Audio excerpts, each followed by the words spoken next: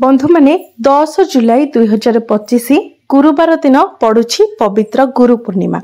एही दिन आपण माने गाय को खुआई दियंतु एही गोटिए जिनिस तुरंत ही जीवनर सब समस्या दूर होई जिवो। आपनको मां लक्ष्मी एवं भगवान विष्णुंकर विशेष कृपा प्राप्ति हेबो एवं मां लक्ष्मी को कृपारु आपणकर घर धन धान्य रे भरपूर होई जिवो एवं आपणकर समस्त मनोस्कामना मध्य पूर्ण होई जिवो। तेबे बंधु माने भिडियोटी रे आगो को बढ़ेबा पूर्वरु भिडियोटी को लाइक करी चैनल टी को सब्सक्राइब करी दियंतु एवं कमेंट बॉक्स रे भक्ति एवं श्रद्धार सहित जय श्री विष्णु जय मां लक्ष्मी निश्चय लिखंतु।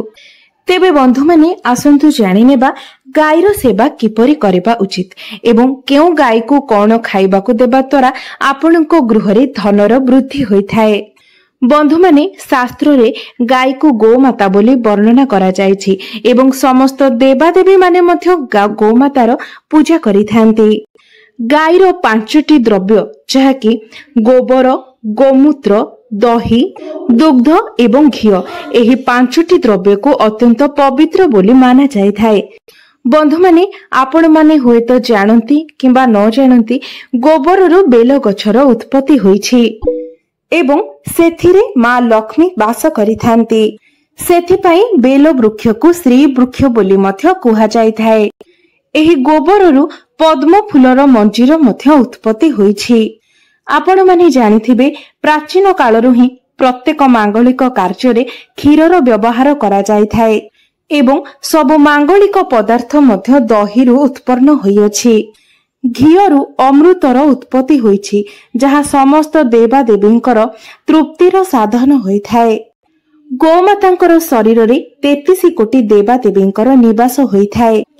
गायटी अत्यंत निर्मल, शांत, पवित्र एवं निष्पाप प्राणी होइथाय। यजुर्वेद रे गाय को आमर पालन पोषण करुथिबा कामधेनु माता बोली कुहा जायथाय। गायरो दर्शन मात्रे ही मनुष्यर हजारे पापर नष्ट हो जाइथाए। सेथिपाई एही निष्पाप गोमाता उपरे कदापि भी अत्याचार करिबा उचित नुहे। गाय को मारिबा किंबा कोनोसी प्रकारर कष्ट देबा केबे भी उचित होई नथाय। एहा द्वारा आपण बहुत बड़ पापर भागी होइथांती। जो मनुष्य बिना स्वार्थरे गोमातांकर सेवा करिथाय सेही मनुष्य को जीवन रे समस्त प्रकारर सुख सुविधा प्राप्त होइथाय एवं मृत्यु परे सेही व्यक्ति को गोलोक मध्य प्राप्त होइथाय। जो नारी गृहरे बना जाइथिबा प्रथम रुटीटी को गाय को खुआई थाए सेही नारी सारा जीवन अयुषु लक्षणी होई रहिथाय। तार सिंदूर को सर्वदा भगवान रक्षा करिथांती। जो व्यक्ति गाय ठारू प्राप्त पंचद्रव्य को निज गृह रे सर्वदा रखिथाय सेही गृह रे दुख किंबा क्लेश केबे भी प्रवेश करि पारि न थाए एवं जो व्यक्ति प्रत्येक दिन गोमातांकर किछि ना किछि सेवा करिथाय सेही व्यक्ति अत्यंत पुण्यशाली होइथांती। शास्त्र रे गोमाता को मां लक्ष्मीकर स्वरूप बोली माना जायथाय। सेथिपाई गोमातांकर पूजा करबा द्वारा आपणकर जीवनरु दारिद्र्यता दूर होई जायथाय। प्राचीन कालरु ही गोमातांकर सेवा करिबार परंपरा रही आसी अछि एवं प्राचीन काल रे मुनि ऋषि माने मध्य निजर कुटीर रे गोमाता को रखी तांकर सेवा करुथिले एवं प्राचीन काल रे राजा महाराजा माने मध्य गोदान करुथिले कारण गोदान करबा द्वारा अनेक जन्मर पाप नष्ट होई जायथाय एवं मनुष्य को मोक्ष मध्य प्राप्त होइथाय। गोमातांकर दर्शन मध्य अत्यंत शुभ होइथाय। शास्त्र रे वर्णना रहिछि जे जदि आपण सकाळु उठी प्रथमे गोमातांकर दर्शन करंती तेबे आपणको अनेक पुण्य प्राप्ति होइथाय एवं सकाळु जदि आपण गोबरर दर्शन करंती तेबे आपणको लक्ष्मी प्राप्ति होइथाय।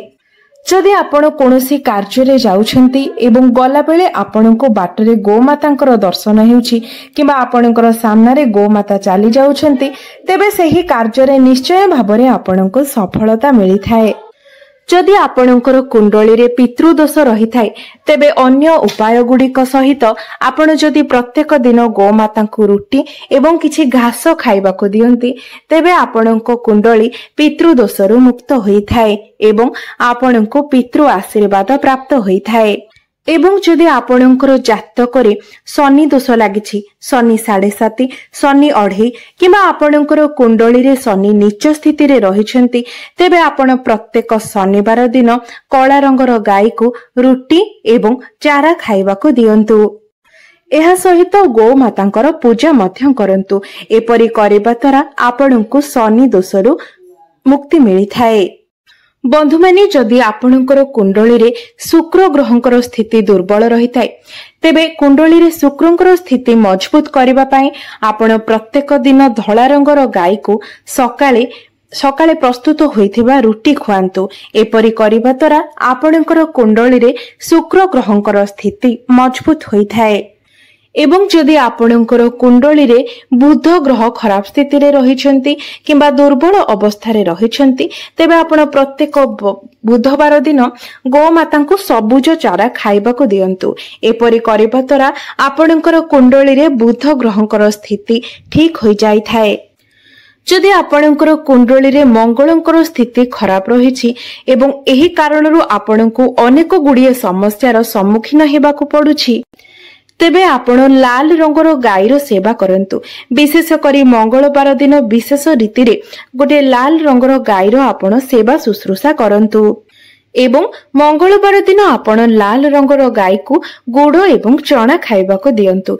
एपरि करिबा द्वारा आपणकर जातकरे मंगलंकर स्थिति ठीक होई जाय थाए एवं मंगल आपणको शुभ फल प्रदान करिथांती। तेबे जदि आपणकर कुंडली रे बृहस्पतिंकर स्थिति खराब रही थाए तेबे बृहस्पतिंकर स्थिति को ठीक करिबा पाई आपण रुटी उपरे गुड़ एवं चना रखी गाय को खुआंतु। एपरि करिबा द्वारा आपणको कुंडली रे बृहस्पतिंकर स्थिति ठीक होई जाय थाए। बृहस्पति को मांगलिक ग्रह बोली कुहा जाय थाए।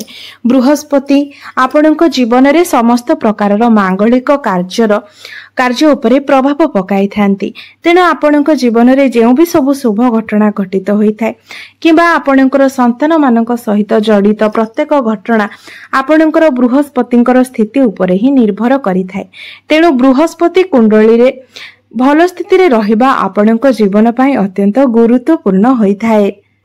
बंधु माने जदि आपणक गृह रे सदा सर्वदा अशांति लागि रहुछि तेबे आपण निज घर भितरे गोबरर घसी जळाइबा उचित एवं सेही घसीर धुआं को आपणक घरर प्रत्येक रूम रे बुलाई आनंतु।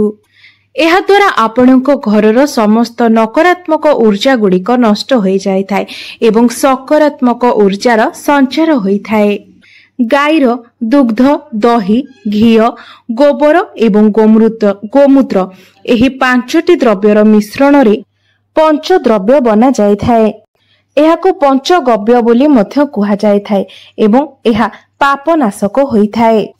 बंधु माने जदि आपणक मुख्य द्वार निकट को गोमाता आपे आपे आसंती तेबे आपण तांको खराब व्यवहार न देखाई आपण किछि ना किछि खाइबा को दियंतु।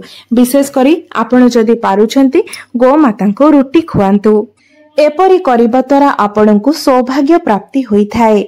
किंतु भूले मध्य आपण गाय को खराब व्यवहार देखाई घोड़ांतु नहीं, कारण गाय जदि आपणको घरु मन दुखरे फेरी आसे उदास होई फेरी आसे तेबे आपणको गृहरु मां लक्ष्मी मध्य चली आसी थांती। आपणको गृह को मां लक्ष्मी परित्याग करि देई थांती।